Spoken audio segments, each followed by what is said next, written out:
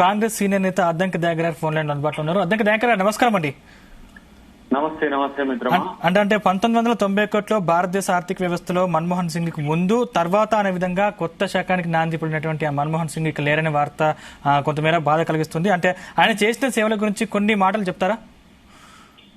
ఆర్థిక సంస్కరణల ప్రదాత అనేది కాకుండా తెలంగాణ ఉద్యమానికి ఎంతో సహకరించిన నేత కూడా. సరే, కాంగ్రెస్ పార్టీ ఆ రోజు వివిధ పరిస్థితుల్లో ఏ రకమైన సమస్యలు ఎదుర్కొన్నప్పటికి కూడా సోనియా గాంధీ గారిని మెప్పించడంలో తన యొక్క పాత్ర ఉంది.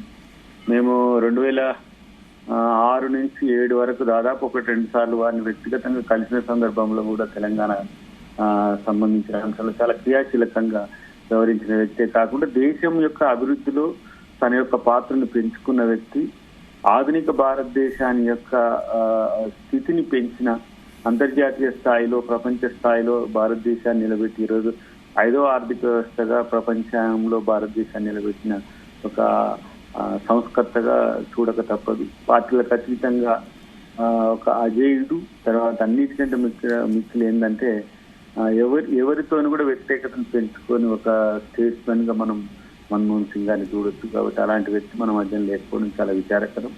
వారి కుటుంబానికి నా ప్రగాఢ సానుభూతితో పాటు కాంగ్రెస్ పార్టీకి తీరని లోటు, దేశ రాజనీతిజ్ఞులకు కూడా చాలా పెద్ద ఎత్తున నష్టం జరిగినట్టుగా నేను భావిస్తున్నాను.